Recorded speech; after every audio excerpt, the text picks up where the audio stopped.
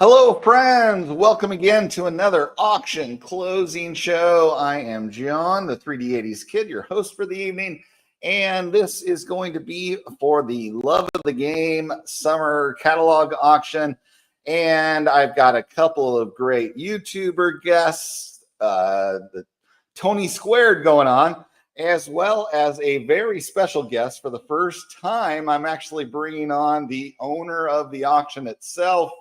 Al of Love of the Game is going to be joining us, just admiring some of the cards in this auction, checking out where they're at with prices, and just having a good time hanging out throughout the broadcast. If anybody's got lots they want us to check out, feel free to chime in the chat, and I'll try to bring those up as soon as I can. But without further ado, let's start bringing on some Tonys here onto my screen. Here we've got Tony, Southern Collector 14. Welcome, Tony. Good to be here, man. Let's get this thing going. All right, great to have you. And from a little bit farther north, we have got another Tony. TJ is online. Welcome. Hey, John. Hey, Tony. How's it going, fellas? Going good. All right. And we've already got a few folks in the chat. We've got Mr. Floating Head. Welcome. Mike Petty here to get some pointed comments in. David Peacemaker Cards. Hello. Jake Waxpack Wisdom. You are Peggy Fleming. What's going on there? I don't know what that means. He talks in code. From up north, there is a lot of interest in Canada, I know, on this auction. So, Called Shot Cards, Keith, Lonely Basement, our hero at Trade Night, doing the filming, and then afterwards taking all the stuff home with him because none of us drove. So, thank you again, Keith. And let's go ahead and bring the auction up on the screen. Al was doing a Instagram thing with him and Andrew of their auction, so he's going to be a few minutes late, but he does have the link. He should be here any moment, but we can go ahead and get started without him. In the meantime, let's get this shared up here. Where's my view? Add to stage. There we go. All right. And I mean, opening thoughts of this one, this has just got a crazy amount of 19th century, a crazy amount of like plain days Negro Leaguers represented with like Cuban cards primarily. Yep. All these different cabinet cards I've never seen before. There's a lot of rare stuff in this auction tonight. So yeah. So let's go on and say it, John. Mangini, he's too good to join us on these things, so we can just call it what it is. This is an oddball, okay? There's oddball stuff all over this auction, and it's cool as crap. There is more playing days Negro League cards in this auction than you will ever see in an auction. So if you're in that lane like I am, you are very interested to see. There's stuff in this I've never seen before. Lot number one, I've never seen one of those. I've probably seen it without the border in the cardboard back. But I mean, man, dude, in the cabinet stuff, like you're saying, I'm not into hockey cards, but dang, some of those hockey cards makes me want to buy one. Those are cool. So yeah, they're oddballs. I don't remember what he said we should call it, but y'all remember what term he said we're supposed to use? He's trying to make obscure happen, which I think is going to be about as successful as fetch. Yeah. So exactly. So anyways, yeah, this is an amazing auction, and it's gonna be cool. Like, there's gonna be stuff selling this because we'll talk about it when we get into individual lots. I spent a lot of time today kind of digging into some of these lots and the pop counts and things like that. You can't comp some of these cards. It's impossible. Like lot 2, how you comp that? That ain't a card, but I mean, that's crazy, man. How old that is, what it means. So yeah, it's really cool. I see that Orlando just joined us. We love you, Orlando. But this stuff right here, all Oh the yeah. Cuban cards, this is Orlando's dream right here. So yeah, this is gonna be cool to watch. So anyway, sorry. I just had to share my exuberance right there. Oh, no worries. Yeah. So yeah, to kick things off, yeah, I don't know a ton about this first card here, the first set, but I mean, clearly rare item. Yeah. Yeah. Tony, had you ever seen one of those? No, I seen cards that looked a little familiar to it, and I'm aware of the set, but this is all new to me. Which I was looking over the auction catalog for the last month now. Oh, sorry, for the last week, starting at the National, and it's like a history book to me. That's Yeah. how it kind of reads. Yeah. There we go. Orlando saying it's the rarest Cuban set. Yeah, so I had heard of the Punch cigar, set. It's a huge set actually. But like you said, it's so rare. But when I was doing my digging in and doing some background stuff on this set, I could not find a single card with a border like that. And I think when he says this is the only one in existence that they know of, or one of the only ones with the cardboard backing, I think the border is on the back, is on the cardboard. You see how it's all one part? And so I guess most of the time either the card comes off. That's what I'm not sure about. I wanted Al on here to explain that to me, unless Orlando knows and he can explain it. But I don't know whether the cardboard part was like part of an album page and somebody cut it out, or if that's how it was issued, because it's kind of miscut in a way. So not that I'm going to buy that card. I'm not in on it. I'm just curious. I like learning new stuff. So I mean, we can certainly come back to it when Al hops on. So I did notice another big one here with the Oscar Charleston, the guy who some say is the early version of Willie Mays here. Yep. That one's cool. I don't want to hog it, but you got anything to say about that, Tony? Just wow. I'm overwhelmed by the Negro League items in this auction. I just never seen anything like it. So, Yeah. like I said, it's been a history lesson for me. So I've really got into this plain day Negro League deal lately. And so for you guys out there that don't know, the only way you can find a Negro League card while they were playing, you're going to have to go to the Latin sets. So you're going to go to Cuban sets. You're going to go to the Puerto Rican sets with the Toleteros and those things. So those are the only places you're going to find them, and they're very rare.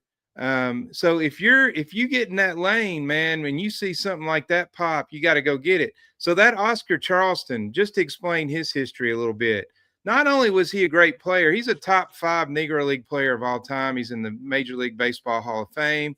But not only that, but he was a player manager. So in the early 30s, like in 1932 and 1933, when the Pittsburgh Crawfords, hey, Al, yeah, I'm just talking a little Negro League history here. But Oscar Charleston was the player manager for what some people consider the greatest Negro League team of all time. So that would have been in 32, 33. He had Josh Gibson. He had Satchel Paige. In 33, they had Cool Papa Bell. They had Double Duty Ratcliffe. I mean, that team was loaded. And some people say in 1932 and 1933 that was the best team in professional baseball, bar none. So this guy, I think he has a Billiken card. So he has like 3 different issues in his playing days, but they're all extremely rare. So I'll let you're the expert, Al. I'll let you talk about it. I think what's amazing to me about Charleston is that really he's considered one of the top 3 players ever. And it's great to see him finally starting to get that recognition. We sold this same card, not this card, but the Gutierrez card in a 4 for $140,000. That was about a year ago. It was in August of 23. I looked it up. So that was at the time, and I think it still is, a record for the highest price for any Cuban card, right? And certainly for any Charleston card. And what was great about it, what felt great about it, was that we had a 52 mantle in that same auction, and the Charleston came in at a higher price than the mantle did. So it was like this, wow, Charleston is really getting the recognition that he deserves. Yeah. And it's cool to see him considered at that level, and so that's all. It's a significant card. It's a great card. And I don't know where this one is going to close. It's at 85,000 now. I don't know what that means. Is it, I mean, crying out loud, it's got 58 bids on it already. Extended bidding is not for another 50 minutes, so yeah, it feels like it's going to hit six figures before. Well, it's already hit. It's done. It's already hit six figures with the with the juice. Yeah, with the juice. Yeah. Everyone, cheers. I have a thing here, a beer. Oh, awesome. Yeah, we got to be drinking some fluids. We don't want to cramp up. Everybody who's bidding, have a beer, or Jack Daniels. That works. Yes, there you go. So anyways, so just again, Oscar Charleston, when the Negro League stats became official Major League stats, Ty Cobb became the second on batting average. Josh Gibson was first, and Oscar Charleston is third in Major League history. So that just kind of tells you where he's at. So anyways, just want to throw that out there. Pretty great. And honestly, wouldn't he be pretty much the cream of the crop if you're talking a 5-tool player pre-war? I mean, is there anyone that even matches him?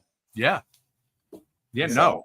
I mean, look, there are players from the Negro Leagues that are really big names. Satchel Paige, Josh Gibson, but I think that Oscar Charleston is probably the best player. Yeah. He won 3 Negro League batting championships. The only other guy to do that was Josh Gibson. He also won a Triple Crown. So yeah, he was legit, man. It's cool stuff. I just saw. I have this screen that gives me a window into real time bidding. Right, so what's coming in as the auction is going, and I just saw that the 1883 San Francisco Haverly's cabinet of Adolph Soher just got a bid, and this. It's such a cool piece. He was. He played 1 year. So the 1888, the California League was sort of a precursor to the PCL, and the San Francisco Haverleys was a team that was sponsored by a theater in San Francisco, and that was kind of the dominant team, and so we've got 5 individual cabinets of players from that team, and one of them is this guy Adolph Soher, who only played 1 year.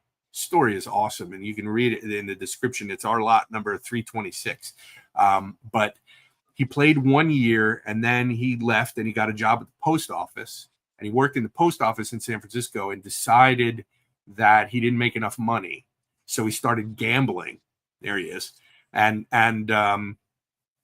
he started gambling, and he became addicted to gambling, and his father died, and when his father died, he didn't leave him any money.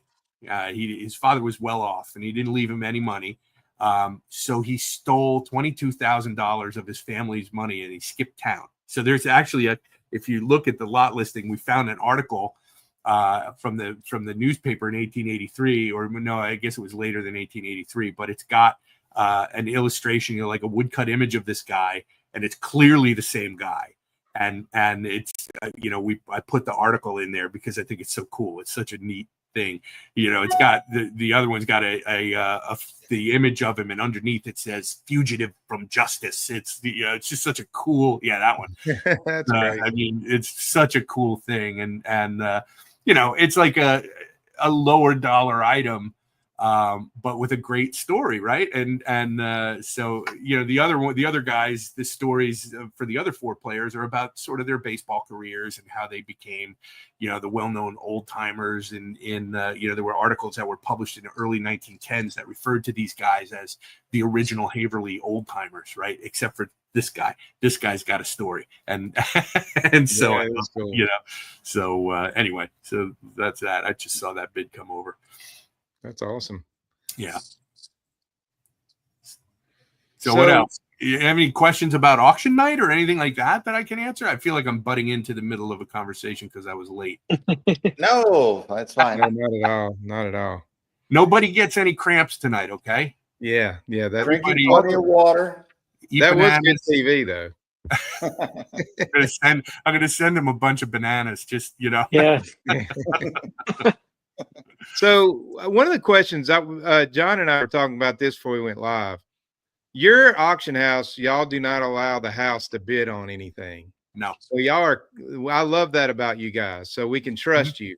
So he was asking. He said, this lot one, you started the open bid at 15,000, and I said, well, it could be that whoever consigned it said that's their bottom line, and instead of doing what other big auction houses do, start it low and bid it up to that, hoping people will bid after. You just go and sit it right there. Well, I actually think that the card is worth considerably more. Okay. Are you familiar with the issue, Tony? So we talked about that before you got on here. I'm familiar with that set. I searched everywhere today to try to find one with that border on it. You can't. So I can't find a sold card with that border. And so there are explain that a little bit. Yeah. So these photos, if you look, that is a photo that's attached to a cardboard backing. Okay. And they were meant to be removed from the backing and mounted in an album. Okay.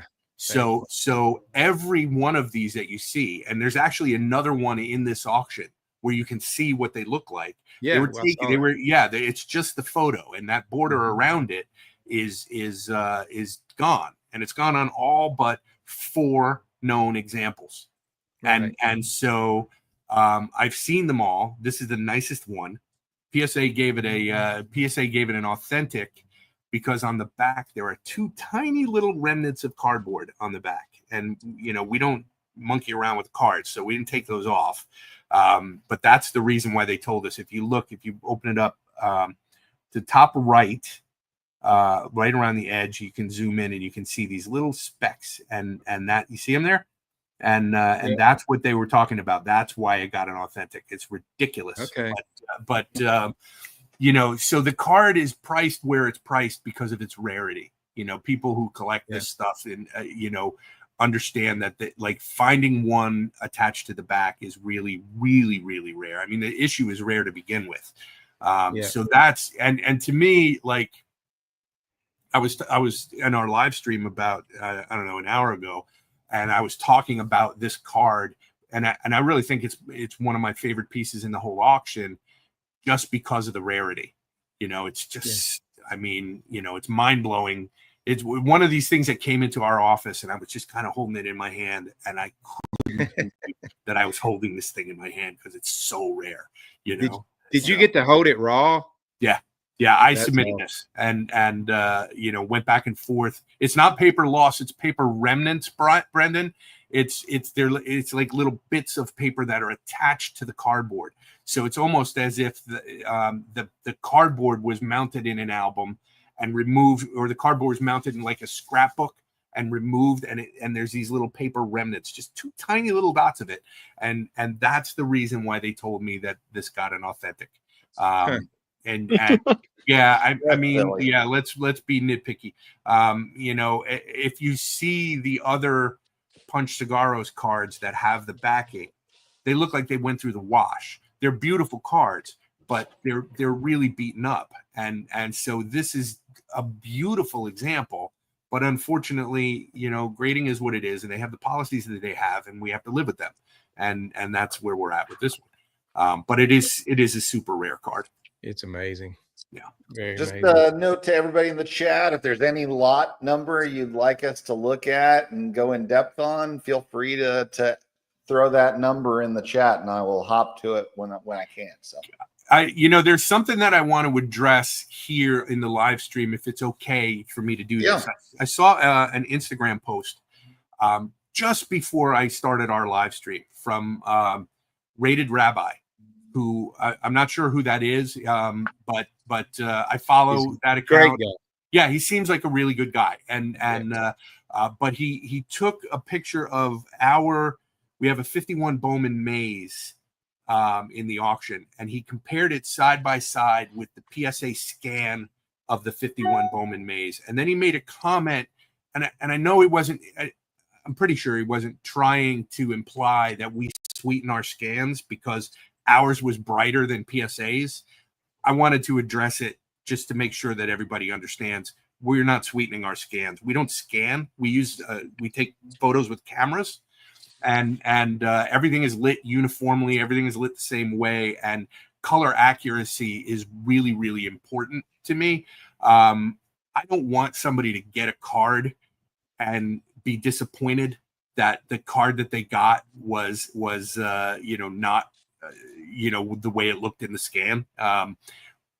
And I'm not blaming PSA here. PSA is not in the business of trying to make beautiful scans. They're in the business of grading your cards and getting it scanned as quickly as possible and getting it out the door. That scan is there. That scan exists so that there's a document of that card associated with that cert number, and that you can make some kind of reasonable conclusion when you look at the image. Yeah, this is the same card that I have.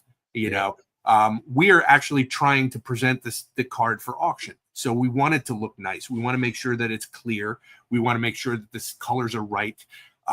We spend a little bit of time with the holder and make sure that the light is reflecting off the holder properly and all of that.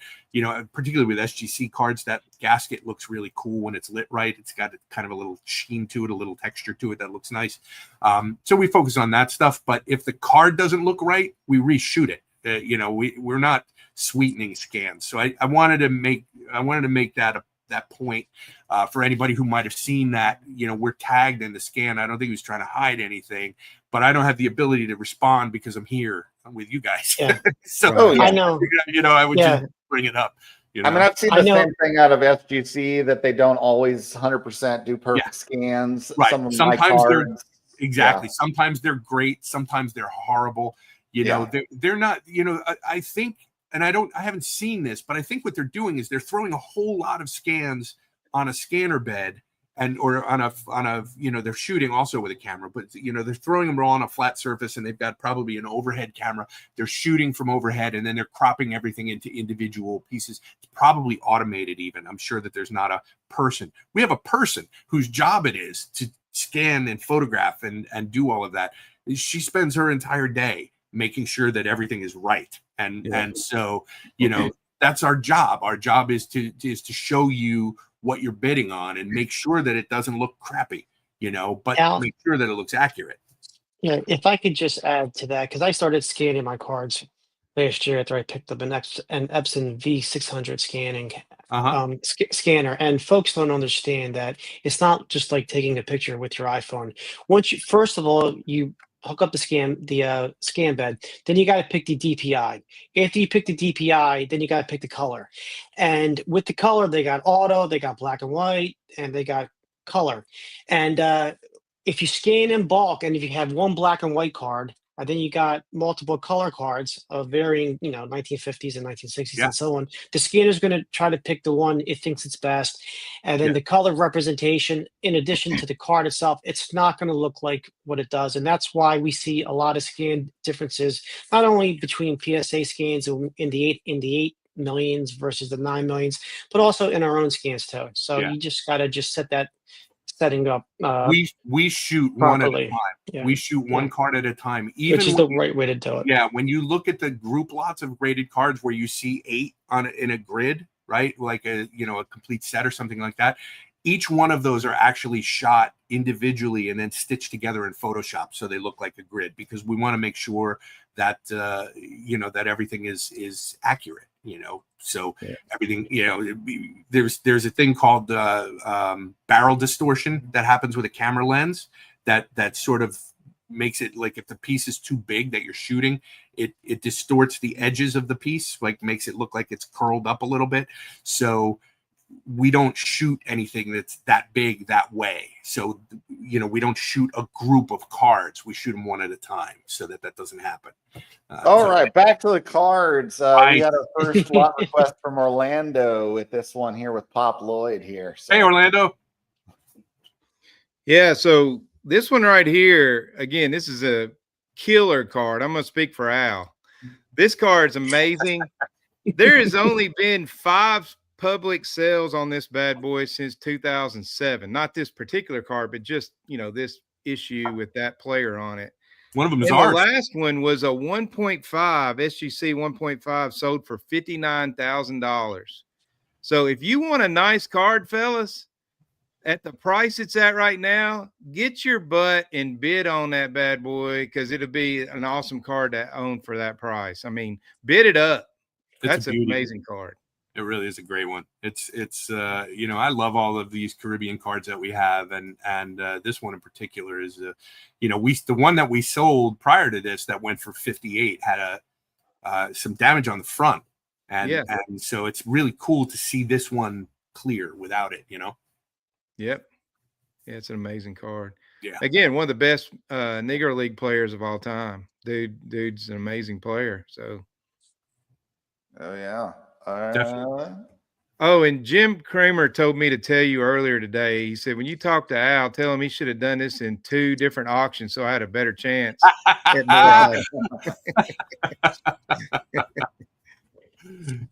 That's funny.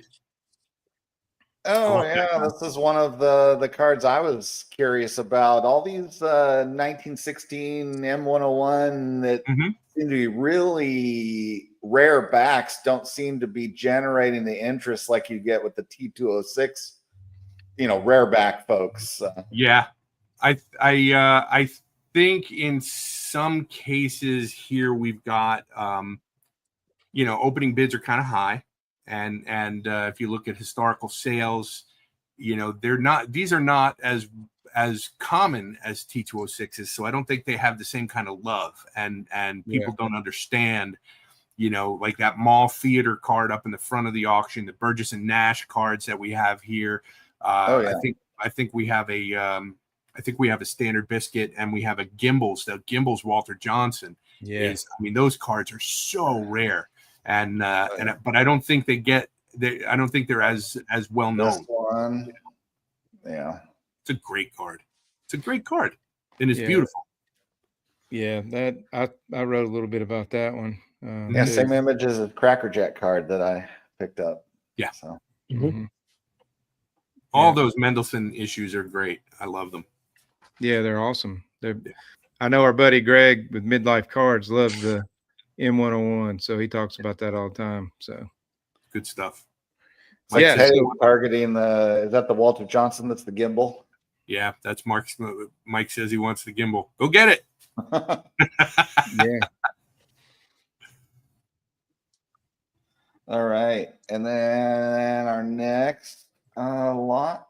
What about what about lot 12? That's another one of those amazing Latin cards. Yeah, that's a beauty.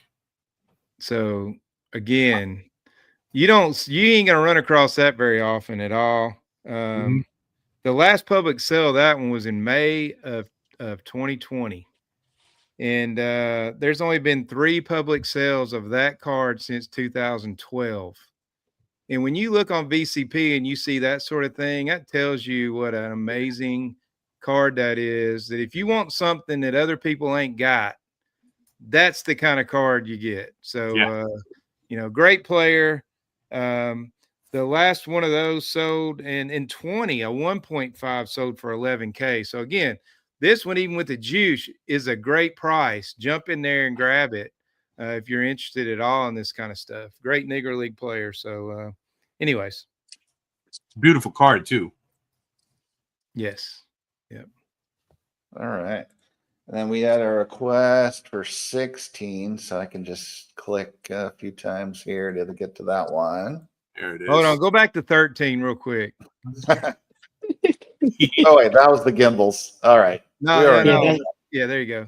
The 13. Every time I see this card, y'all remember Good Times? Sure. He is JJ's dad on Good Times. Oh my God, John Amos is his name. Yeah. Wow. Kente, look man. at that. Yeah. He's like his granddad or something. Uh-huh. So anyway, look at that. I just thought it was Dynamite. I just wanted to throw that in there. So I think it is dynamite. Mhm. yeah, I Are mean, you there's only saying 16 of those cards in the Universal Pop. Mr. McDowell in Coming to America? Yes, Yeah, that's exactly. the other major role. Yeah, I read a story about Toriente. There's a group, and I can't remember the name of the group, but they're devoted to finding the burial places of old Negro League players and making sure that they have proper grave markers. And, and they found out that that Toriente was buried in an unmarked grave in New York. Is one of the greatest players ever played, and so they got funded and they went and had a proper grave marker. I think that's fantastic, and that's awesome. One of the things that resonates with me whenever I see Toriente cards anywhere. Is that like that's that's the difference between players who were not allowed to play white baseball and it's disgusting, but it's cool that there are people who are trying to honor them now. Yep. All right, I'm sorry I interrupted you on that. Go ahead and go. Well, we did have the request for that Gimbels card with the lot number, so we'll just take a quick peek at that one. Yeah, that one's an awesome card. Yeah, rare. It's the only PSA graded. Yeah, so if you don't know about the M101s, again, Felix Mendelssohn out of Chicago was the producer of those, and it was a 200 card set. So in this Gimbels set, I don't think it's possible to build the entire set. I think there's guys that are missing, but we know what numbers they should be. But the Gimbels, there's 18 different backs. In the Gimbels, I wrote this down, is the 8th most plentiful. So it's number 8 on the list from most plentiful down. So it's right in the middle almost, but fantastic. There's only 2 of these. So if you're a Walter Johnson collector, you got to get this one. I'm like approving bidder registrations as we. That's good. Hopefully, it's someone watching this. I hope so.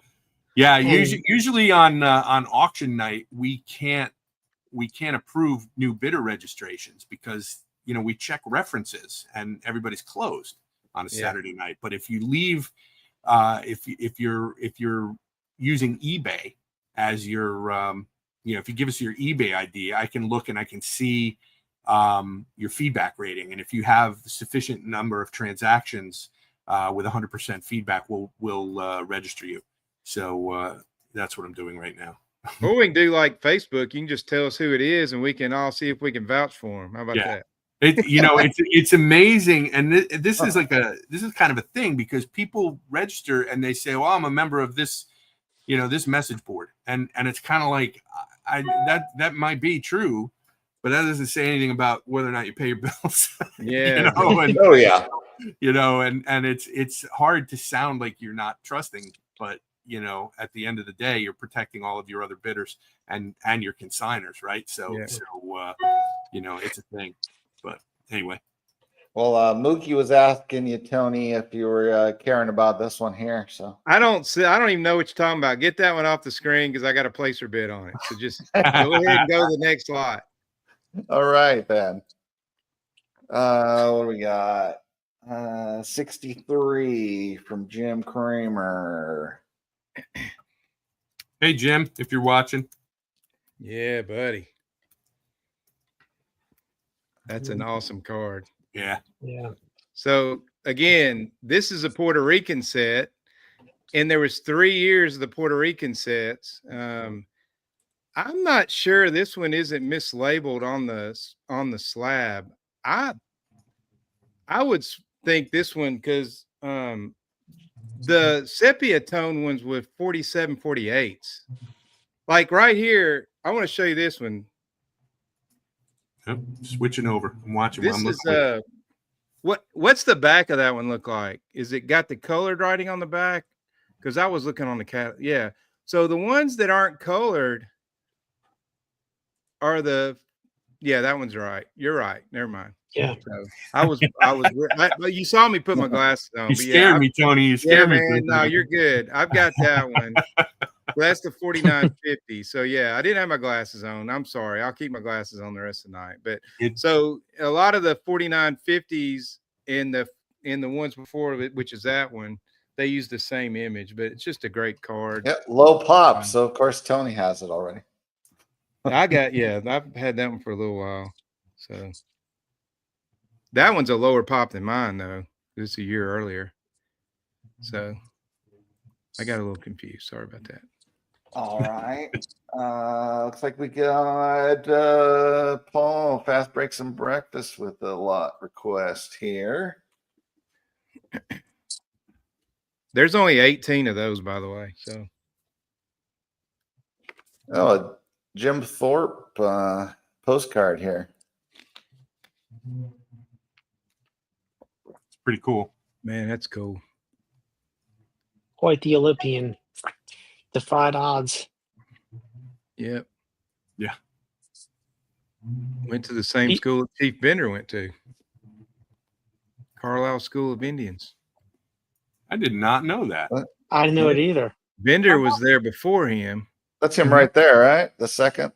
Yep. Yeah. They both played football on that team. Huh. I did not know that. Yep. Because you look at that group and he looks like the strongest guy at that line too.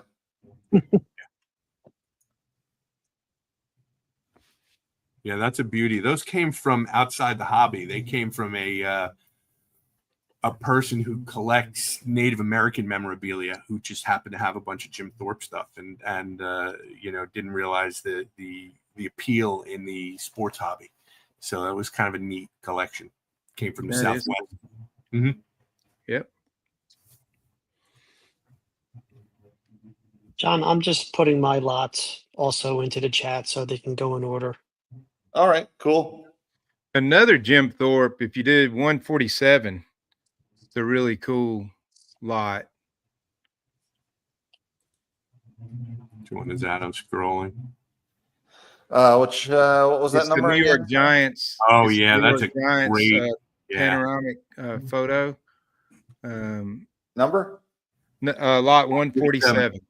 It's a great photo, and you don't see it that often. And this one's got a little damage on the left side, but most of the image area is not impacted by it. And it's got a rookie Thorpe. It's got Christy Mathewson. There's a lot of Hall of Famers in there, and the photo itself is kind of rare. So we've sold a few of them, but it's always kind of a thrill to get and cool zoom in on that. Look how clear it is. Thorpe right in the middle. There's We got Maddie right Mathewson, there with his hat. Yeah, there's Maddie.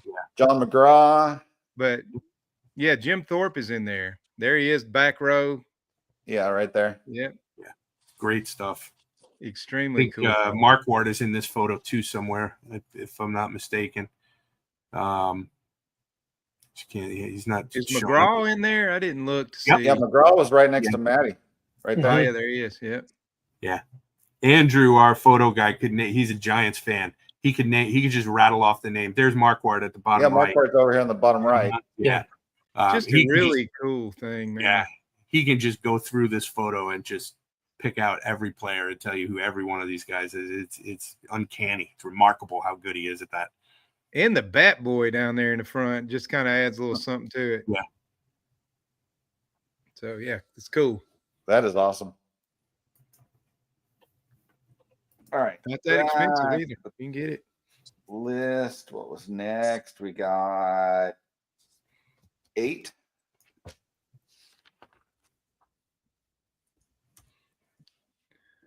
Oh, we did that one.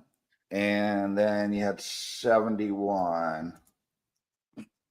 Oh, Johnson cookies. Yeah, I picked this one and also the other lot that I mentioned, the higher grade one that's on page, just had it, page 25, which is a PSA 8. So that's lot number 27. So when people think of Henry Aaron, they automatically go to the 54 tops, which we know is a beautiful card, mass produced, especially if you're going for lower grade, but it's a beautiful card. And then we got the spick and span that was made over 2 years. This specific card resonates with me, at least, and I'm sure other folks. My dad's 80 years old, and I showed him my copy of the card, which obviously is in a near mint to mint shape. But my dad, he remembered the card. I was shocked, because I thought that Johnston cookies were not, were not delivered to the Northeast. But in Philadelphia in 1954, or maybe he got an older copy in 1955, box of cookies. He remembered that card just as much as he remembered the Aaron rookie with that, the tops one. wow. So this is just interesting. And it's unique. I don't want to call it an oddball because there's nothing odd about this, but this is just a beautiful picture of Henry Aaron. Yeah. And I think and you got 2 copies here for two different price points, and that's really great. Yeah. One of the cool things about that card, the whole set is numbered by the player's number. And he's not number 44. He's number 5 because that was the only year he wore it was his rookie year. He wasn't supposed to be in this set either. Andy Pofko got hurt early in the season, and then Johnston Cookies made a decision to include him. Yeah. That's great. Yeah. Nice. Not sure if you guys hear that. There's we share our office space is in a big building that's filled with art galleries or art studios, and there's some kind of a, I don't know, like a live music thing happening. So can you hear that? Are you going to get up and start dancing? Maybe. I mean, don't hear it. Yeah. We don't hear it. So whatever you're doing for microphone is effectively filtering that out. So okay, cool. all right, this is on the list here. What do we got? Oh, Love this piece. This is great. Yeah. Incredible. You just don't see Clemente stuff this early, there's just not that much of it. And this is, we've sold one of these before years ago. I was shocked when this one came in because you just don't ever see it, I love it. Yeah. So that's him down in the bottom left, right? Mm-hmm. Mm-hmm. Yeah. Looks like a little kid. I mean, it's amazing. Oh yeah. He's a teenager, huh? His whole career's ahead. What is he, like 16, 17 years old in there? Yeah, he's a young guy. And it's amazing to think of what he would accomplish after this, and how important a human being he was, to have him just represented in a Santurce Crabbers uniform is just amazing to me. Yeah. Back when he was splitting time between this and being a javelin throwing Olympic athlete. Amazing. Yeah.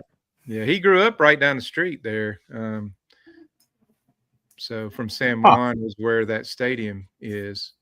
So yeah. Great. So I've because Josh Gibson played for that team in 1947, I believe, or it was 1943, I think was the last time. But anyways, I wonder if he ever went and saw him play when he was a little kid, Tony, are you mostly a Negro Leagues collector? No, it's just a lane I'm in. I wouldn't say mostly, but that is something I do. So, this card right here, that is him in his Santurce uniform, and that's him. That's the stadium there in Santurce, and he is actually standing on the dugout. And you can see these portals right here. You can go to that stadium today. It's still there. They don't play there. And see the exact spot. The fence isn't there, but you can see where that picture was taken. So anyways, do you have a copy of the magazine that's the cover photo of? Have you seen that? No, I don't. I'll have to dig that up. I'll find one. Have you ever seen it? No, I haven't. I've seen the type 1 photo, that was filmed. Yeah, that's great. Yeah. So you can see where he's standing. That's how you know he's on the dugout. Mm-hmm. I'm just taking a note here. We are. Orlando's got another request. This was just a real quick comment about this. The Willie Mays played with Clemente, I think, in the 54 season. So that picture is so close to Mays and Clemente being part of the same team. Well, there's a picture in this auction of Willie Mays wearing that uniform.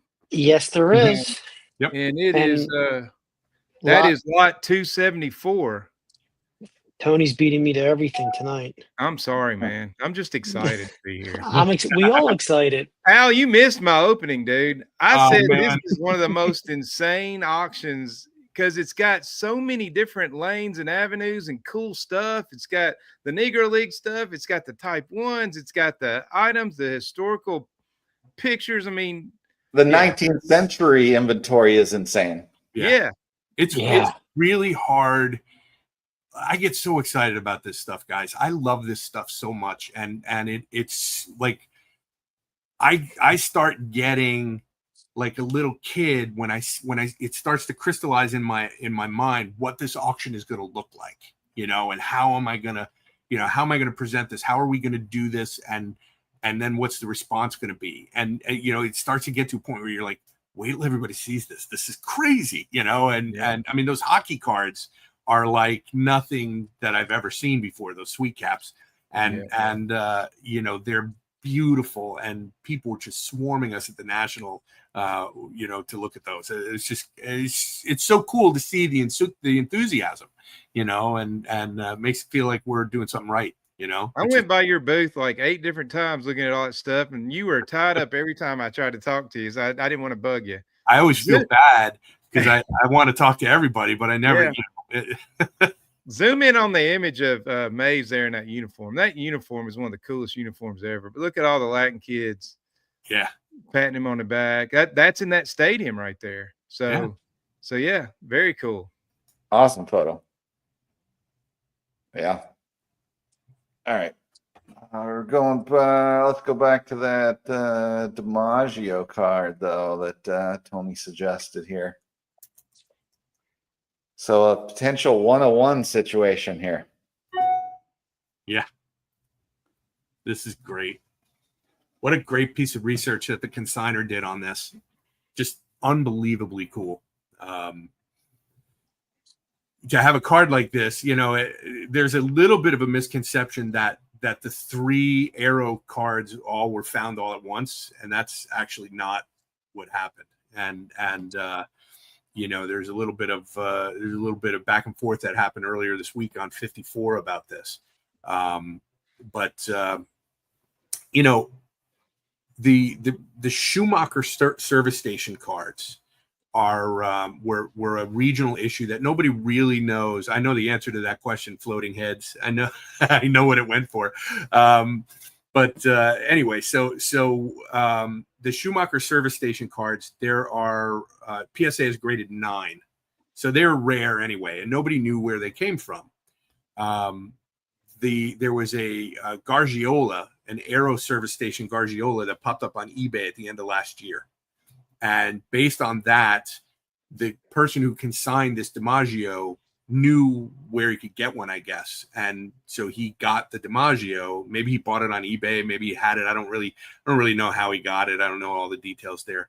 But he was able to do the research, and he found, first of all, that the Aero service station was 2 gas stations outside of St. Louis.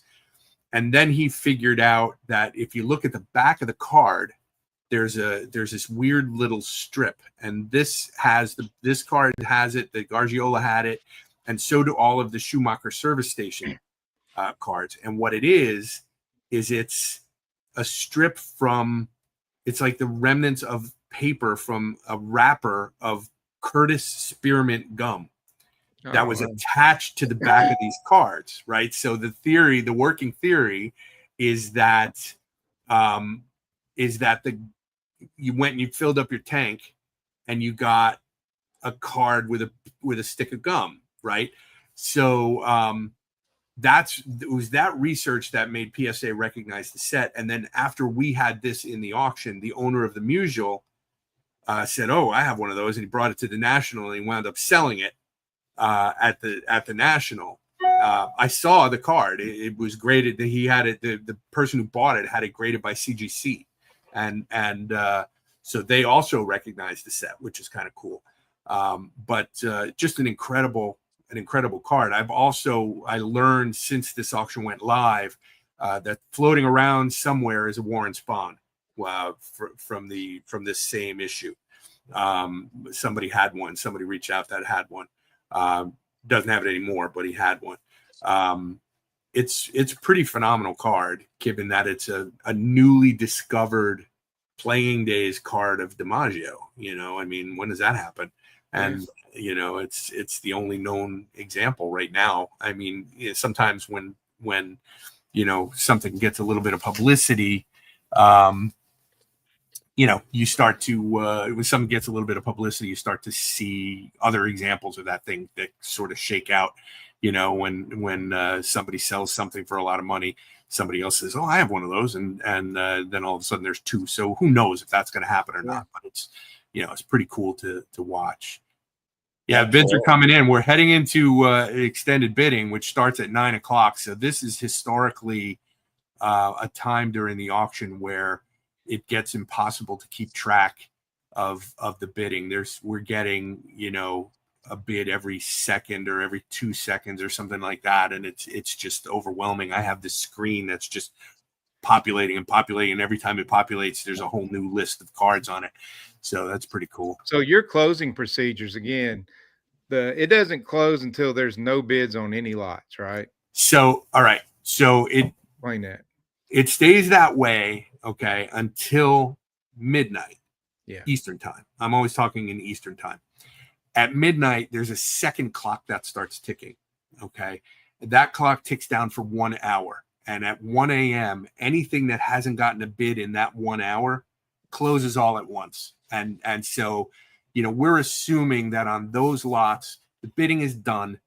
The winners have won the cards, and we want to avoid this situation where the auction is open and somebody then decides to throw in a bid, and you've been the high bidder since Tuesday, and now all of a sudden somebody got up to go to the bathroom in the middle of the night and they logged in and said, "Oh, I could bid on it," and so we want the stuff that's over to end. And so, we watch this, we monitor it every auction, and it's always between 85 and 90% of the auction that's closed at 1 a.m. And then everything else is the stuff that people are actively bidding on. It's not me keeping it open. It's bidders that are slugging it out for whatever. And we want them to bid until they're done. It's the right thing to do for the consigners. And so those remaining lots stay open on the 15-minute rule. Usually, but to get into the extended bidding, you would have had to have already placed a bid on that item, right? Right, before 9 o'clock. Yeah. So what we're trying to do is we're trying to let people bid who want to bid, but also, not hurt the people who, they've been active bidders and they're high on the thing, and the bidding is really over and they've turned their attention to something else. And then somebody else comes in at the last minute and squeaks in a bid and they lose. We're trying to avoid that. But just as an example, in the last hour of the auction, the last auction that we had, the 1915 Red Sox photo with the rookie Babe Ruth, that went up $50,000 in the last hour of the auction. So I hate to have to tell a consigner, everybody wanted to go to bed. So so you lose $50,000, and my job is to get as much money for the consigners as possible. So anyway, enough of that. John just brought up a set. I've never heard of these before. So cool. Yeah, Al, you want to tell the story? Yeah, sure. So Topps had a contest, and they drew winners at random. And they were just random kids from 1971. And if you won, you got your choice of 1,000 cards of you, or a box of 1972 Topps with your card inserted in each pack. I think that was what the deal was. And so these are super rare because they were cards of kids that nobody knew. What's cool is that I know somebody who found some of these people on Facebook. These people are regular people, but I think it's they're really tough to find, and to get I feel like I don't know the number exactly, maybe there were 18. And I think there are 17 that you can get, and there's the 18th one. There's one that's impossible to get, and I don't know the person's name, but the Topps people know. The people who are heavy duty Topps collectors know. They're really neat. Yeah, the pop. I mean, this was like a ghost set when I was growing up. I first read about it in the 1980s issue of baseball cards, and these were popular, but no one ever saw them. I mean, the pop reports across across all the graders are, I think, less than 9 for a card of the ones that have been graded or found. So Yeah. so if you're a master set builder or something, I mean, this is awesome. That would be an autograph set to build, huh? Don't get me started. Yeah. Yeah, it's that would be. I mean, just those cards are so cool, and I had never heard of them, Tony, until like I don't know last year when I actually had a bunch of them in the auction, and you know I was like, what the heck are these? And you know I had never heard of the issue before ever, so it was kind of cool, you know, to see something like that come across my desk, not once but twice, you know. So anyway, Yeah, and yeah. the kids' parents just mailed tops the photos. So that's why you see some in like a Yeah. school picture type pose, whereas others actually have a ball, a ball and glove. You got a George Al, Foreman style naming on that one. I'm looking right now at the price of the Aguilitas Torriente versus the Torriente Billiken, and the Billiken is outperforming it. I'm kind of. Are you surprised by that, or I anything? think people love that Double. beacon set. They you know, I think everything's going to come up, but I think people love those beacons because they're photographic and they're beautiful and they're hard to, you know, they're hard to find nice examples of them. And I tend to think that's a little bit more of a high profile set. Okay. You know, but I you know, let's see how it ends. You know, That's true. Let me take a look. Hang on, just quick. I don't also remember the pops off the top of my head of those two. Yeah, it looks like the beacon is crushing the Aguilitas right now. Yeah, it's double. It's 16 pop count on it, and then the other one is 16. So they're exactly the same on universal pop count. So you know, the thing to look at as much as the current price, Tony, is the number of bids at this stage in the auction.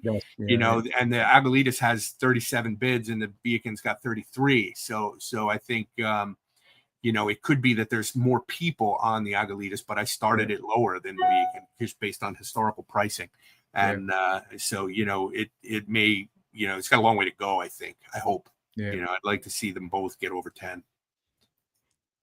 This photograph is amazing. This was a Orlando request for this lot here. Beauty. Yeah, that's that Carmelo Deportivo card image. I saw that in your booth. It's so pretty in person. Yeah, isn't it great? It's incredible. I feel like the borders, the crooked borders, are a little bit deceptive with this photo. You know, and they make it.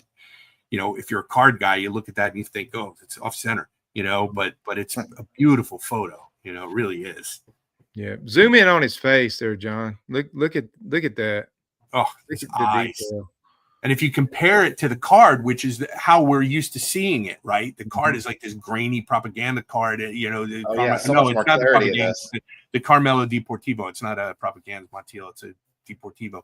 When you look at that card, it looks like newsprint, and so it's almost jarring to see a clear photo of that same image, you know. Absolutely gorgeous.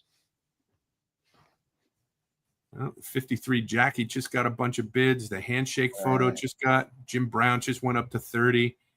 Now's the time that extended bidding is about to start. So this is where people start, you know, jumping in at the last second to get their bids. They've been just waiting.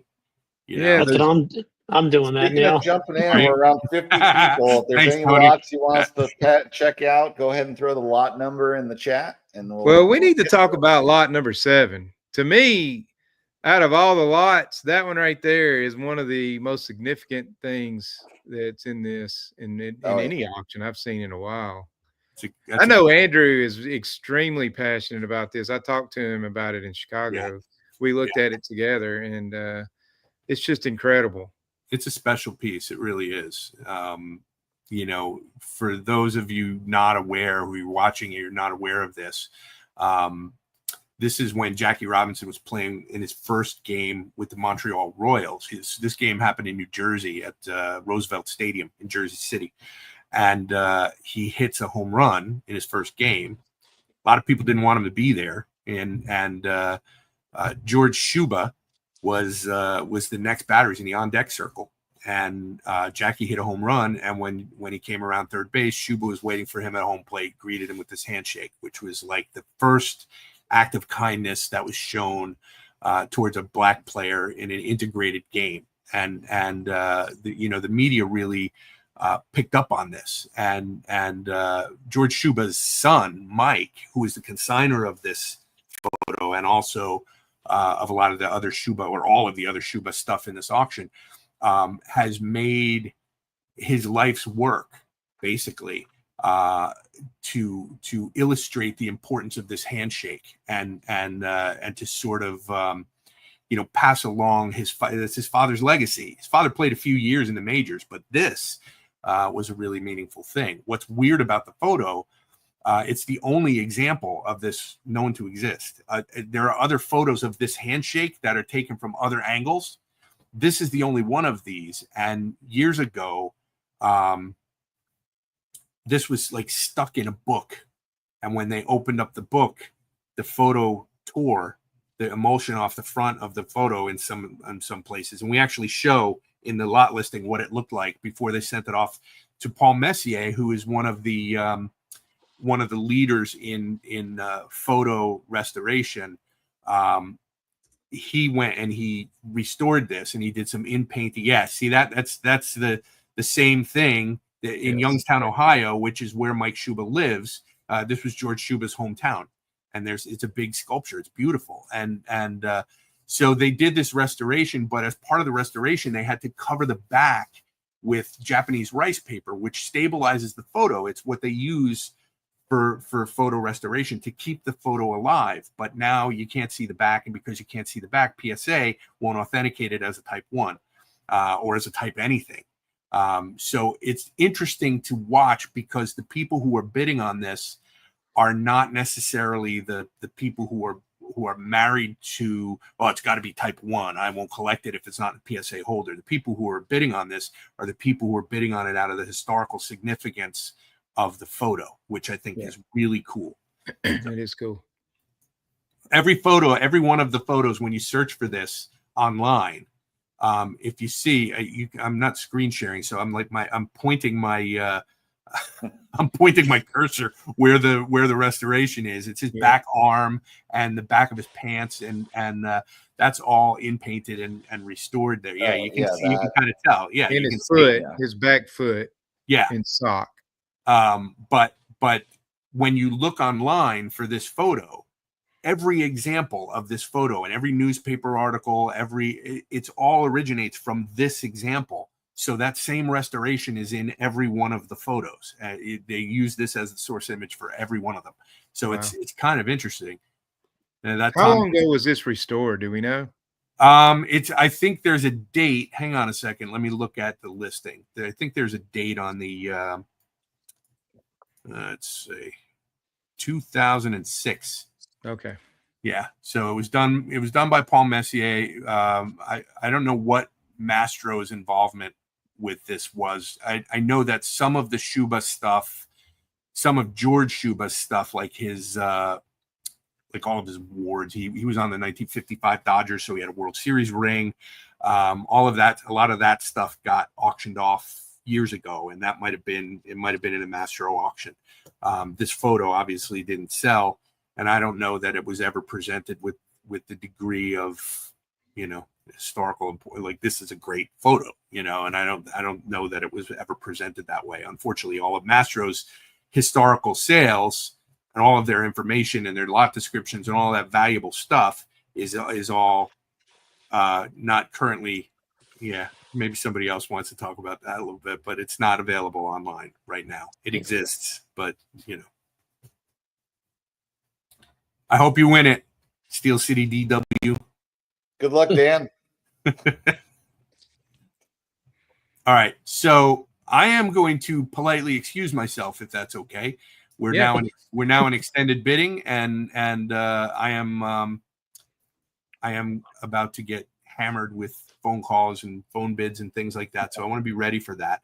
But I wanted to thank you guys so much for being so welcoming to my company. And, if you don't mind me putting in a plug to follow us on Instagram, I want to get more involved with For Collectors. I think what you guys are doing is fantastic. And you're bringing vintage knowledge to the hobby, to the newer collectors in the hobby, which I think is great. So I'm really super appreciative of you guys and what you're all about. And I really thank you for bringing us in. You can follow LOTG _ auctions on Instagram.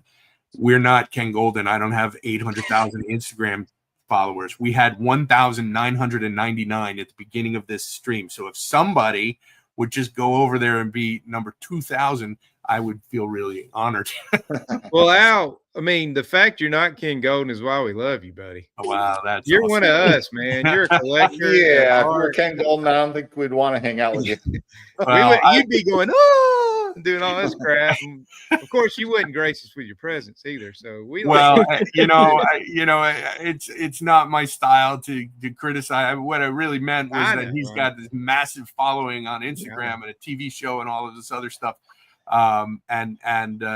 Obviously he's a sort of a celebrity in the hobby, and I'm just a guy. And he's about as authentic as a reality show. Yeah. Well, it was great to be with you guys, and all of your comments, I can see them all popping up, and it means so much to me. I love this. I love doing this, and I don't ever want to do anything else. The idea that I get to do this for a living and hang out with guys like you and just talk about this stuff and get all this great historical significant stuff it presented to the hobby.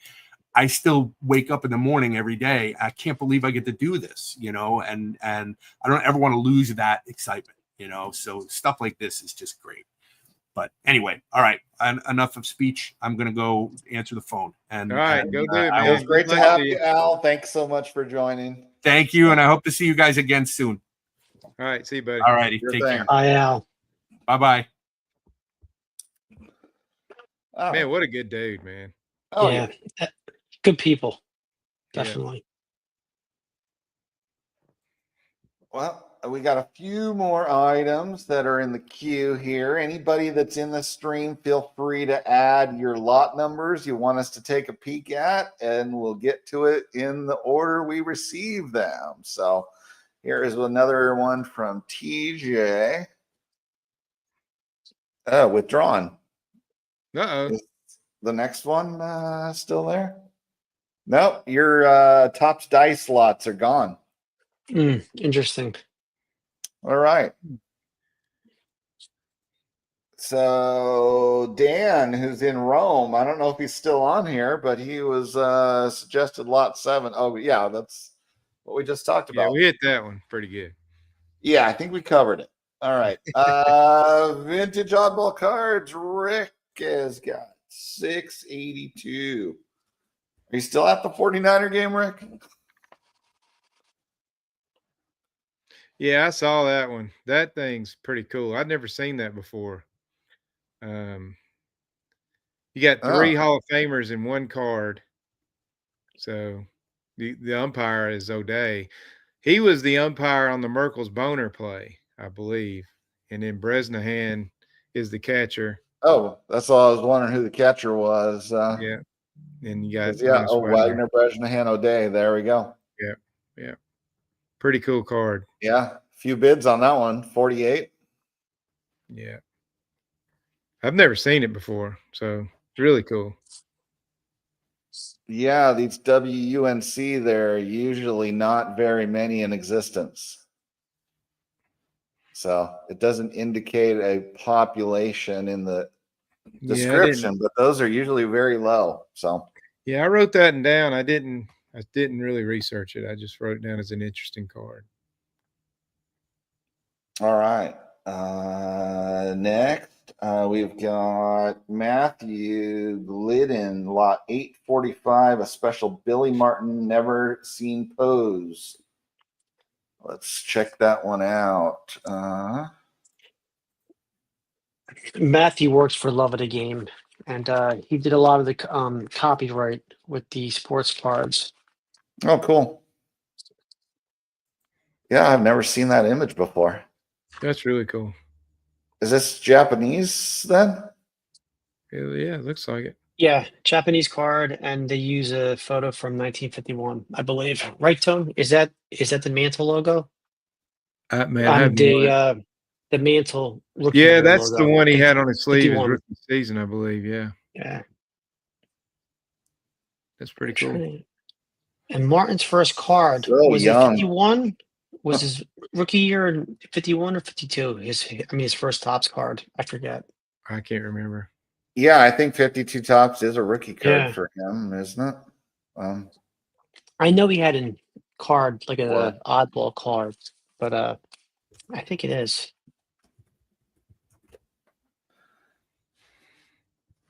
Yeah, 52 Topps is considered his rookie. Yeah, mainstream. So that is an interesting item. Anybody else got anyone you want to look at? I got another request a while back from Jake, Waxpack Wisdom, 1492. Let's check that out. Ted Williams letters sent to his mistress during the war. Oh wow, I didn't see Oh, that. geez. Yeah. I just read about all that stuff. I didn't know those letters were in there. She saved all those years. She was in love with him, wanted to marry him. He had several of those type women in his life over the years. That wasn't unusual. But yeah, what was her name? What's it say up there? I'm curious on who that was to. Any description, I think it says it. That is hard to read, isn't it? Dearest something. What does it say in the description? Norma Williamson of Chicago. Yeah, I remember that in the book. The kid He was talks only about married in 48, so yeah. Oh, this was then during the Korean War when he sent these. Yeah, that's crazy. All right.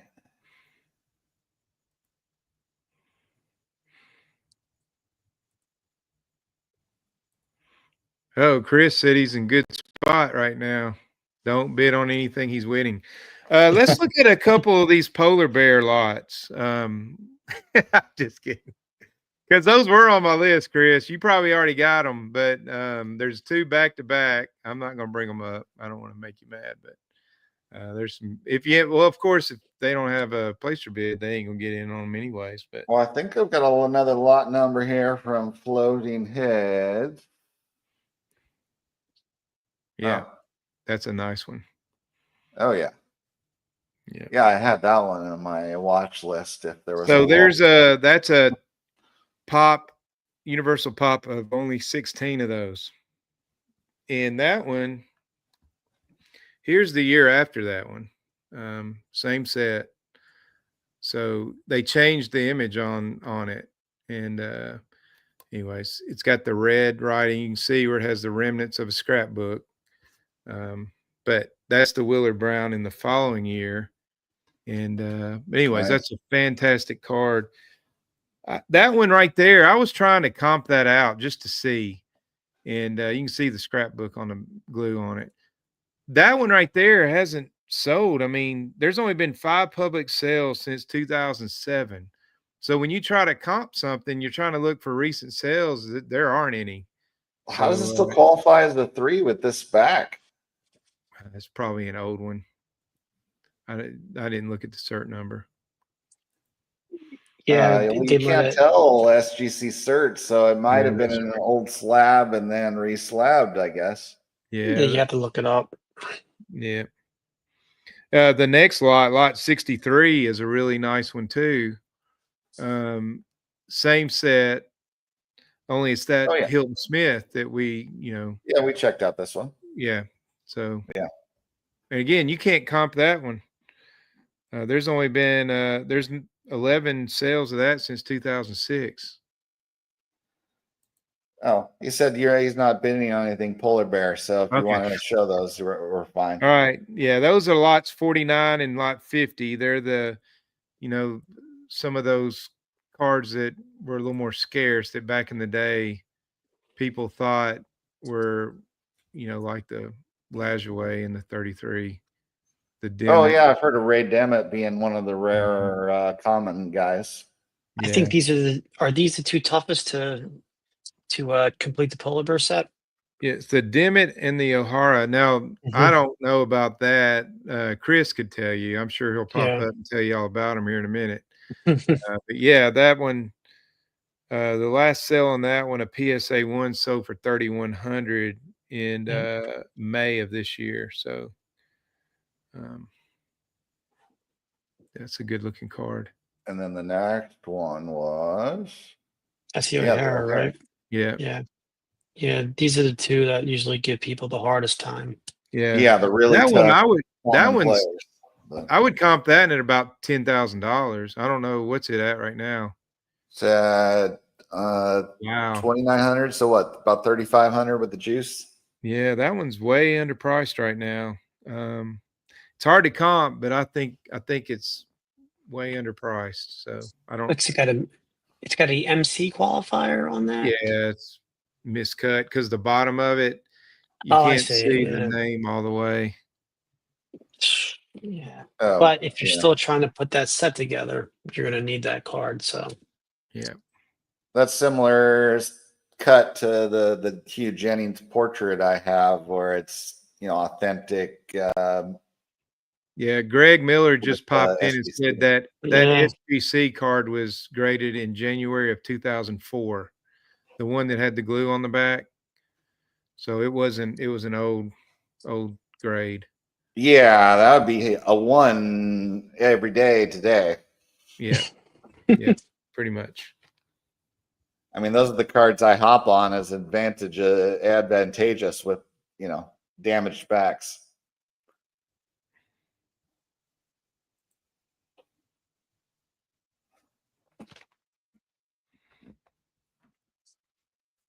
All right. Do we have another? Oh yeah, we've got another request. Dan wanted to peek at lot 132.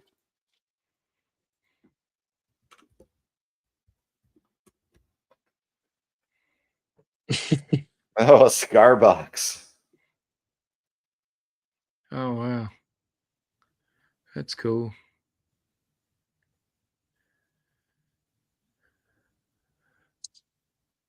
Interesting. Yeah, that's old school right Thorpe there. Field in Pittsburgh, huh?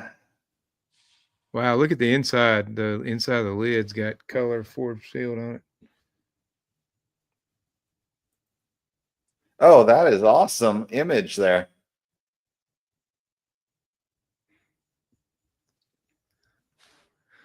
Yeah, it's pretty cool. So what's the next lot?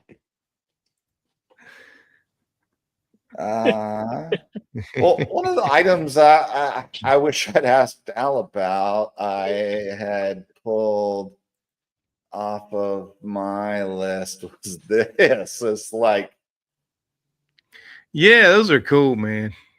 I mean, how do you even how do you really date that item when it's got no markings of any kind? I mean, they just researchers that know how they made baseballs in certain eras then. That wasn't why Tony was saying let's move to the next lot, by the way. Oh, okay. He had his own reasons for behind that one.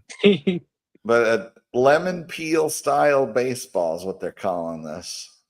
Yeah, Dan Wallach on his podcast, he did a whole episode on this type of thing. It was really, really interesting on how they figure out, they age them. And then there's just some guy that recreates these. He makes them exactly the way these were made, and he explains how they were made and everything. It's really cool. So. All right. We got Rick throwing a lot number at us next, which is 656. I'm gonna see where my bills. Another very rare oddball set. I said oddball, intentional. Oddball. Preferred term in the hobby. Yeah, we can say it. Oddball, oddball, oddball. I love it. That is cool, man. Yes, I wrote that one down as an interesting too. You talk about a rare card, those Plows candy. That was one of Dave Berg's that he just loved to talk about. The Plows. Oh candies. yeah, these ones are really low pop per person, aren't they? I mean, we're talking single digits, definitely. I mean, are these ones where there's only a couple per person, even? Yeah, they're really low pop. Kind of like Star Player candies in 28 and.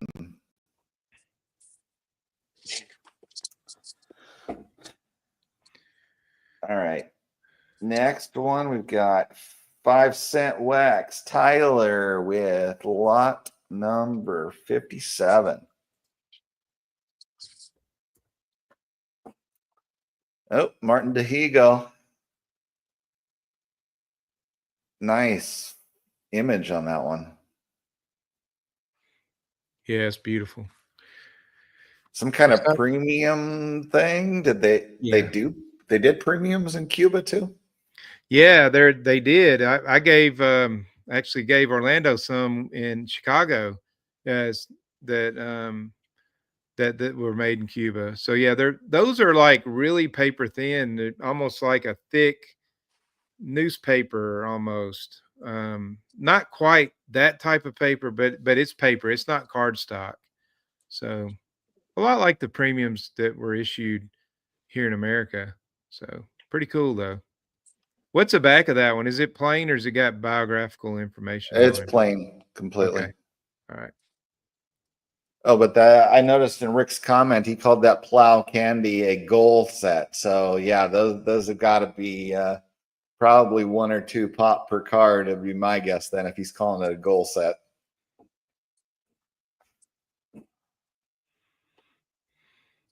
A lot of historical photos I was looking at too. Did any? How about lot 1571, just to mix it up a little bit? 1571. I didn't place a bid on it. I got in a little too late, but Al Capone type 1 photo. Yeah, it's a piece of history for better or not. That's pretty cool. And then the one right after this, 1572, is another like significant piece of World War II history. It's when Japanese surrendered aboard the USS Missouri. You're saying the That's the one previous photo there? Yeah, after this one, 1572. Oh, after it. Yeah. And that's what's nice about love of the game. You know, we all like sports and, you know, we want cards and pictures and autographs. But sometimes you get something like this, and who knows how our history would have been, you know, if things turned out differently. Oh, yeah. What's the bid on this here? I didn't say it. $140 is it. Wow.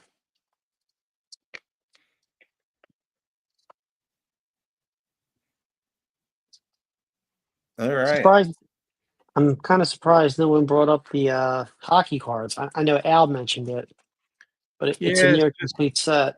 I mean, they're awesome, but I just don't know anything about hockey, man. You know? Well, I mean, I know that Vesnia dude is like got a trophy named after him, but I don't even know what the trophy's for. I think it's being for the best goalie each year. He is like the pre-war legend of goalies. Yeah. So, John, are you the hockey expert here? What's that? Are you the hockey guru here then? Not in the slightest. I grew up in California, so I didn't even learn the rules of hockey until I started playing NHL '94 on Sega Genesis. So I used to remember have watching the American hockey team in 1980. I was that just captured me. I was 11 years old. and I'm like, why the hell do they keep calling me offsides on this game? What the hell? And I then, didn't move. and then you turned it off. Then you turned Yep, off the that's offsides the rule. first That's setting what I to did. turn off on that game. Mm-hmm. Yeah, and I remember right around that time they got rid of fighting, or they kept the fighting, but they got rid of the blood. They did have the fighting in there, which was fun, little side item. So go to Rick's lot 282. He said he's winning. It's the there you go. NHL 94 was the GOAT. yeah. There we go. If it's in the game, it's in the game. Yeah, go to lot 282. See what right. Rick's winning. 282.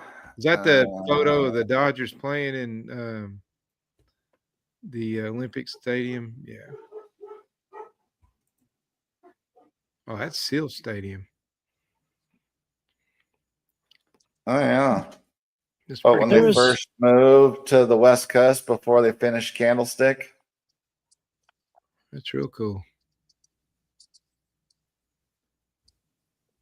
There's a stadium photo that Al was talking on Facebook that it's not mentioned in it, but it was Williams' first game. It does say first MLB game on the West Coast right there, Giants at Dodgers. Wow. Lot 245. So New Yorkers hate this photo and Californians love it. So. Yeah.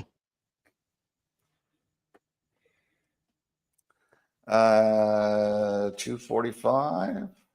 Yeah, so it does say it in the description, but it's Yankees opening day, 1939, Yankee Stadium, and then Ted Williams makes his major league debut. Wow. That's not him right there, is it? Or well, he's in the field. oh, He played yeah, so it got cut off probably because He's I from the- believe he was a right fielder, right, Tony? I thought he played Yeah, left. he was. He moved to left field. He played Oh. left field some though, even his rookie year. But then he moved to Okay. left field permanently. But he was in right field a lot his rookie year. So let's believe go in to the baseball beginning, reference. He was It's a little probably too in the far right away field. to really tell who anybody is, anyways. I think he was in right field early his rookie year though. Yeah, I'm going there now just to see if he's in the photo. Not that it matters, but now you piqued my interest.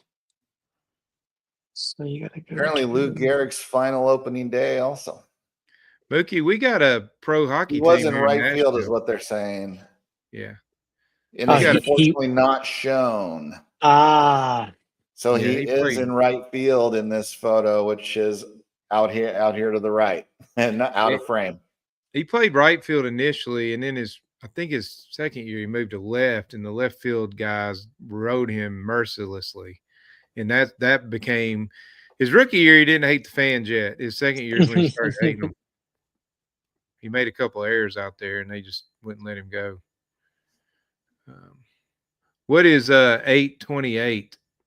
Floating Heads wants to see that one. And then oh yeah, that is cool. Cool mini Minoso there. That is cool.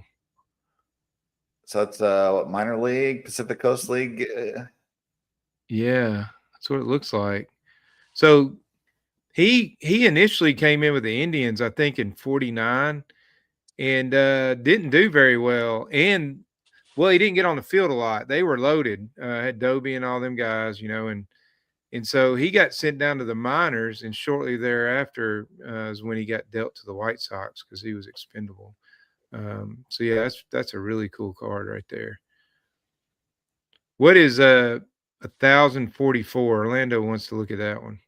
All right. Yeah, I see. Back. I think I have starred all of the lot number comments. 1044 is interesting. Oh, complete 66 Topps Venezuelan set. Wow. Oh my gosh. I didn't know that was in there either. Man, I should have looked a little closer. That's cool. Damn. It's one of the most common, if not the most common, Venezuelan set, but it's But still still, difficult I mean, to what's put that together. mean? There's Exactly. 50 of every card, maybe? Yeah. It's a big ratio difference What's between that one at right tops. now? Last time I checked was at 57 hammer, I think. 5750 pre-juice. So we're talking low or around 6.5K maybe by the time you pay for everything. So, but that has got to be a tough set to have built with 370 cards. 100%. Yeah.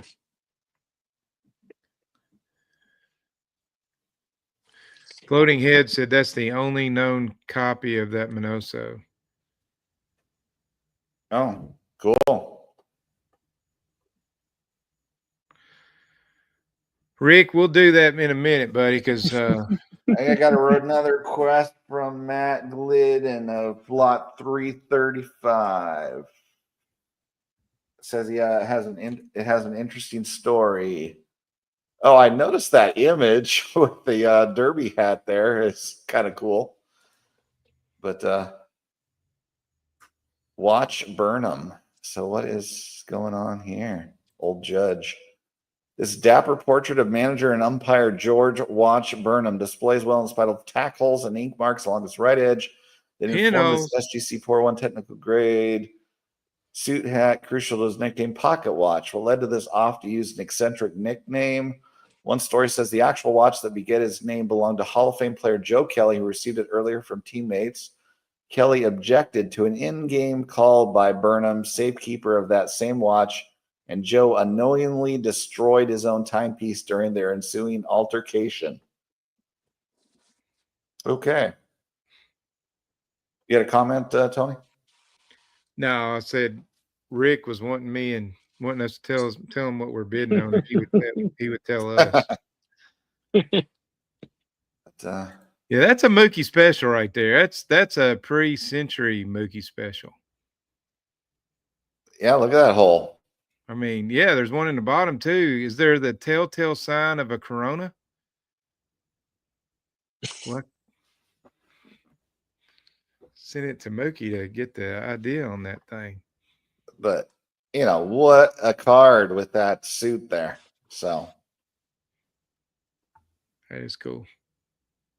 Tony, you ever wear a hat like that in Philadelphia? Like when you're just walking around? It might look good on me because I have a small head. It'd make you look I gotta tall. give it a try. Well, I have. Well, I mean, I imagine Rick, who has another lot request, used to dress that way back in the day. So, yeah, you know, he was around when it was in style, right? Yeah.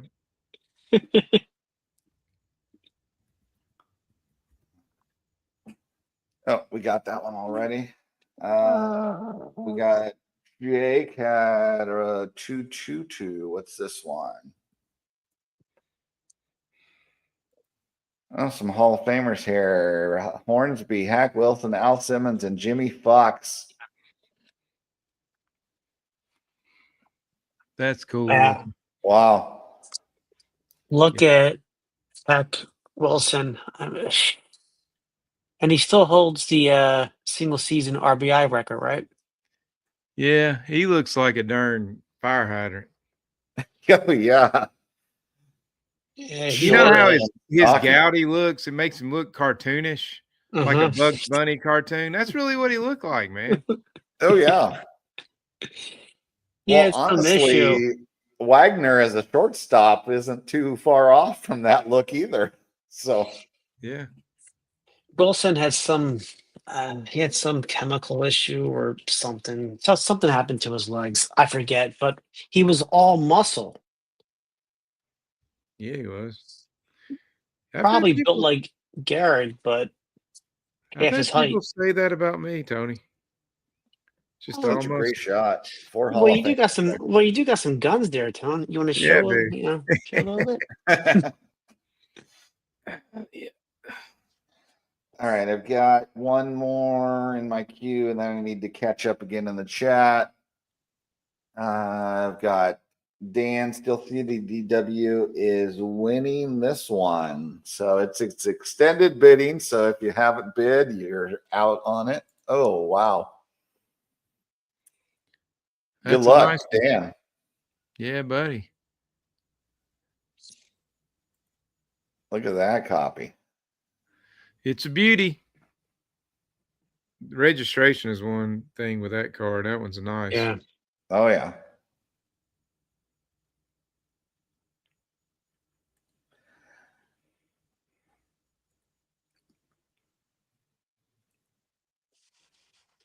So the floating head said Hack Wilson suffered from fetal alcohol syndrome. Yep, that's what I read.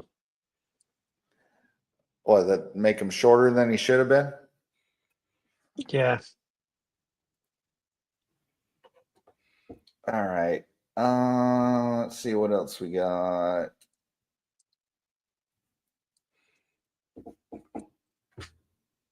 All right, I'll tell you one I'm on. Go to lot 207. Oh, let's see. 1 second. Which one? Lot 207. Oh, that's was Rick's suggestion actually there just a second ago. So, Oh, dude, are you for real? I didn't even see that. Are we bidding Rick vintage oddball? well, he card? says he has the car. I have the card bidding on the matching photo. That's what I'm doing. I got the Oh, card okay. too. Well, There you go. You're fighting it out then.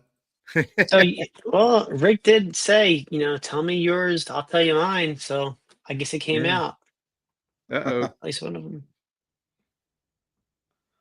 Yeah, I thought it was cool. Yeah. I like the card images. I just picked up that Dobie one. Another one I'm on is, I'm not a type 1 guy, but lot 289 I thought was amazing. I'm not winning any of these yet, but I do That's have tough. Oh yeah, that's yeah. Tell me that ain't cool. the only picture that probably could be cooler is when he's rounding second with those two teenagers. Yeah, that's right. Or not cooler, but like iconic, I guess, Yeah. because everybody knows this photo too. Well, the story about those two teenagers, so much. the two teenagers that ran out and was patting him on the back around shortstop, the story of that is incredible. Yeah. I'm not going to tell you now because I'm working on my Hank Aaron deep dive video, and I'll tell that story in that. I don't want to ruin it. Oh, Rick's saying go for it, Tony, with the one the 207 apparently. Oh, thanks, Yeah. Rick. I don't want to do that, buddy. If you want it, text me. We'll talk about it. We'll split it. I'll cut it in half. We'll be like Solomon. All right. All right. Let me. All right. Let's see what Orlando's on. That 483. Sure. He said nobody bid. Figured it was going to be one of these Cuban. Oh man, that's killer. Yeah. That is awesome, Orlando. Hopefully you get that, buddy. Yeah, good luck on it. Looks like he has like one of them Kentucky Derby jockey hats on or something. It does look of that style. This blank back thing? No. Yeah, what's the back of that bad boy look like? Formerly scrapbooked. Yeah, that's all them Cuban cards are like that. Yeah. Yeah.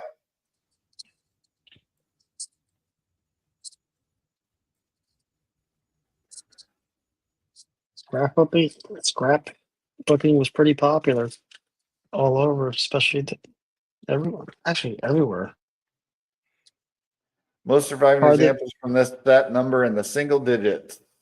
So it's be one of the rare cards. All right. Then I've got some suggestions from Floating Heads. We've got 254.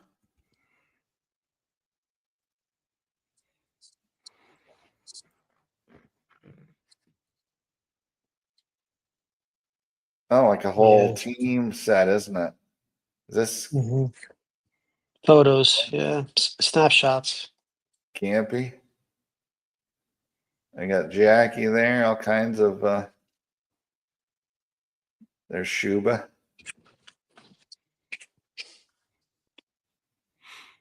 Yeah, those are cool. Huey Reese. Oh yeah, this is the one I was trying to find, but I wasn't looking up Pee Wee Reese because he's wearing his boxer shorts. Yeah. That is a unique photo there. It's reminiscent of what those garter cards, right? Yeah. Yeah, I saw one of them in Chicago. I'd never seen one before. There's a shirtless Carl Furillo. Is there a Pete Reeser in there? They probably would be in the description. Not on the photo here. What do we got? He was on that team.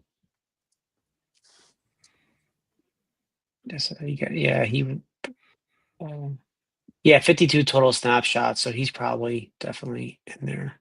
Yeah, they don't list out all the people. So yeah, he was on the team, and he was one of the folks who didn't want to sign the initial vote to not play because Jackie made the team. Mookie's got one that's going really low right now. 1472. Mookie, do you have a placer bid on it or anything?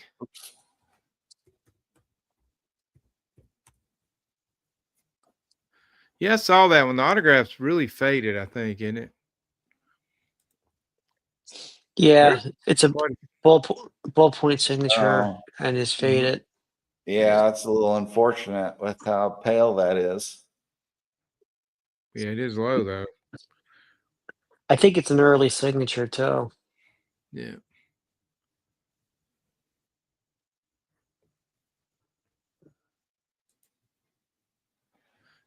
Mookie said he wouldn't kick it out of bed. Oh no. Another one I got a placer bid on is 1376. And that is one thing that's nicer with the love of the game or REA format is that you can pivot much more easily with their style of doing it. Although, and you can be on a live stream too and not worry about losing your cards that you're bidding on. Look at that, man. Woo! That's sharp right there, ain't it? Oh yeah. Yeah. At the last Love of the Game auction, was it? Yeah, the last one when I picked up the Robin Roberts rookie card. This was supposed to be in that auction, but PSA was a little late getting back to cards. I mean, that one's centered. One of them looks fantastic, and he's a great New York Met, right, Mookie? At least that great card, that 65. Yeah. So with the 5 head. Meet the Mets. Yeah, some might say it's his best looking card image. So, of course, those people would be Stevie Wonder and Ray Charles. Yeah, nice. I'll tell you one thing. He definitely looks young because just about every other card he has, he looks like a granddad. Yeah, he does. He is one of those folks that looks much older than he was. I mean, he looks like he could be almost 60 on that 65. So, and he's 44. So I know. Oh, I wish I could have got a chance to see him pitch. He put up monster numbers. I'm insulting Mookie's favorite spawn card. Sorry, Mookie.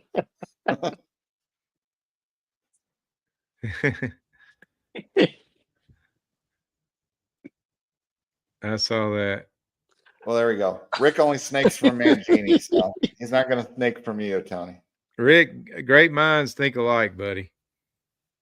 There's a really cool card, 654. See where that one's at.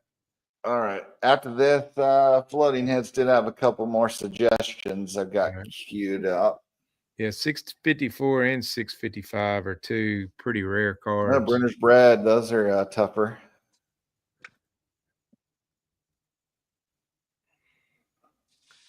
Yeah, that's beautiful. And then the next lot over, just fast forward over there. I've never seen this card before, but it's really cool. Look at that. Oh yeah, that's a minor league set from Canada. I think they're made in Canada. Yeah, Yeah. I actually got I've one never of seen that. these as a gift for somebody before. Look of at a the comic detail on that. It's Chick Gandil. So So, really cool. Tone, I got to take a picture for you. In an issue of Old Cardboard, I think it's a 2005 issue. They spotlight this set, and this is the key card. I think Oh, really? in the entire set. Yeah, Canadian only, minor leaguers only, and I think it's not his rookie card, obviously, because he's not in a major league uniform. But I think it's his first card, and it's these things are scarce. You don't find them. Really, really cool card. Yeah, it is. Yeah, it's a really neat looking set. I think the backs are even kind of interesting. I think if I recall. Oh, they're just text on mine. But yeah, nah, but it's a player's bio, and what's his from 1912, I think, or 1911. They're I think dated it on said. PSA 1912, and they are talking about his 1911 record, so it Yeah. does seem to line up. So yeah, this is a pretty good way to get into a Black Sox card. Yeah, it is. Oh yeah, much cheaper than one of those W514s, right? Weren't you collecting all those, Tony? Yeah. Yeah. Yeah. The Black Sox guys and those are a little more expensive because they're actually the year that happened, you know. So Well, it's also popular because you can get almost every guy from one set. So yeah, it's the Fred McMullen, I think is his name. He's the only one not in it, but he doesn't really have any playing days cards, so you can't really get him anyways. All right. Cool card there, but let's check out 226. What's this one? Oh, another nice photo of some Hall of Famers there. So we got Al Simmons, Babe Ruth, Jimmy Fox, and Lou Gehrig. Heavy hitters. Yeah, that's amazing. Some of these type ones ain't going for the kind of money I thought they would either. Yeah, I mean this one, this one's going up for a bit more than others, thanks to Ruth and Gehrig. Yeah.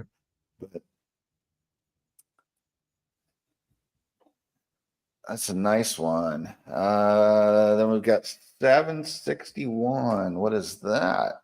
Oh, George C. Miller. Those are tough to get. That's a nice copy too.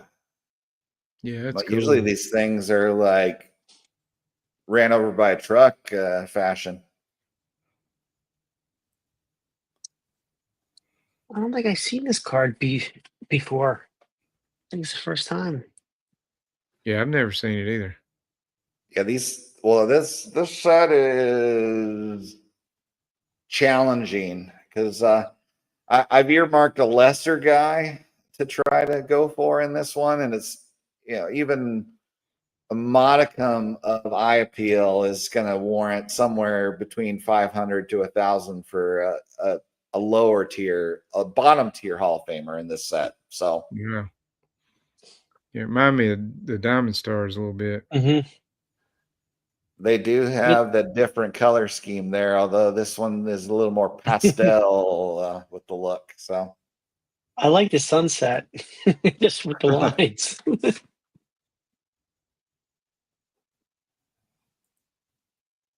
That's a pretty cool card.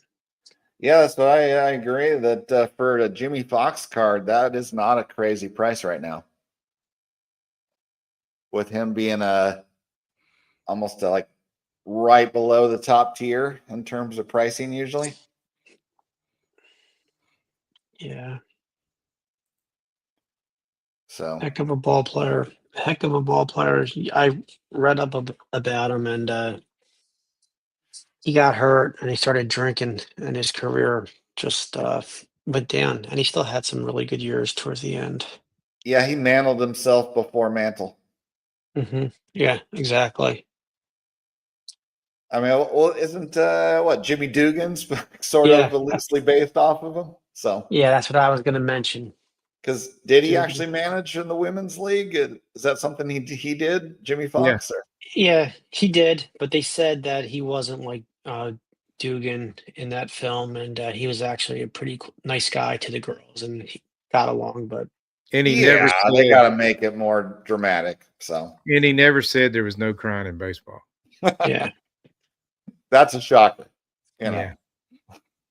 there's just crying in extended bidding. Yes. All right, I am caught up, I believe, with the chat. Is there any other lots anybody wants to check out, or any other items you guys had? Otherwise, we might be close to wrapping things up for the evening and letting you guys win or lose. This one ends way too late to keep going to that point. I love Al, but I still think he ends this one with where the lots actually close too late for my taste. Yeah, I agree. You got to live in freaking Hawaii to stay up for this auction. Yeah. So, yeah, I agree. But- I think they're doing it for the right reasons. But if you're going to do that, you're going to have to end the auction like 3 hours earlier. do the same format, just end it 2 or 3 hours sooner. Yeah, that's where I'm at on it. And it's on a Saturday. It ain't like people are at work. So Yeah. it's kind of this auction's kind of like the NBA, you know. They don't play hard until the end, and that's why you was seeing the flurry of activity at the end, people getting in their last bets and then or last bids and then jumping right on in there, but then it goes forever, you know, like the playoffs do. So All right.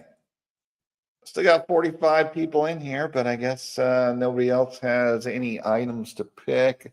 I don't know, is there anything else on my watch list real quick? Nice turkey red cob that, is more beat up to be more affordable, but still $5,250 before the juice. So that's a pricey card. This is my favorite Thai cob card. That's a bit out of my range price wise. So, but love that one. yeah. There's all of those hockey cards. So the entire country of Canada is watching this auction still. So if we'd have started looking at these postcards, we'd have doubled our head count watching this, eh?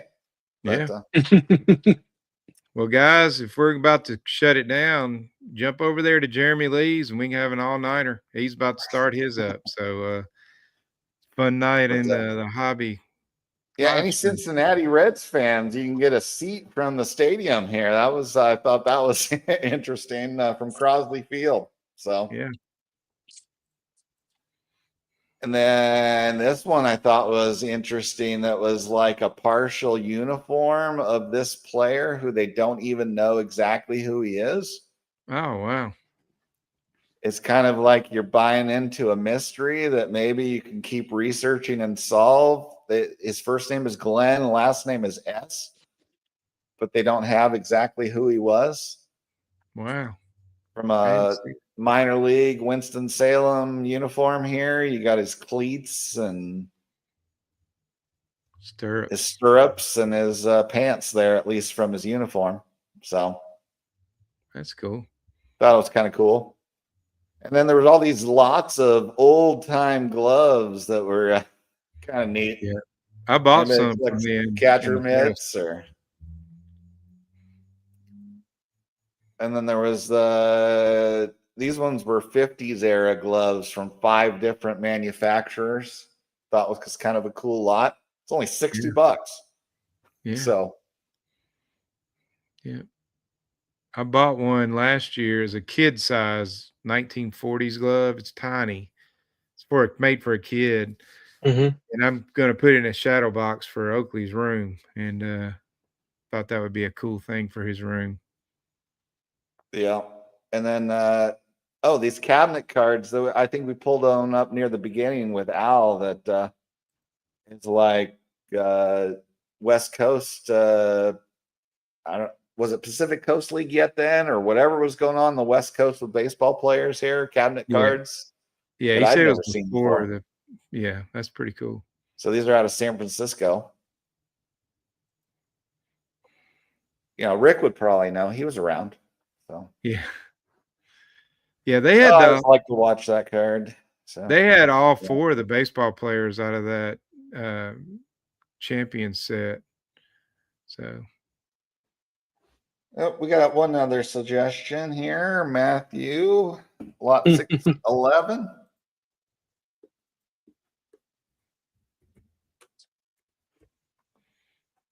Oh, wow, look at that one.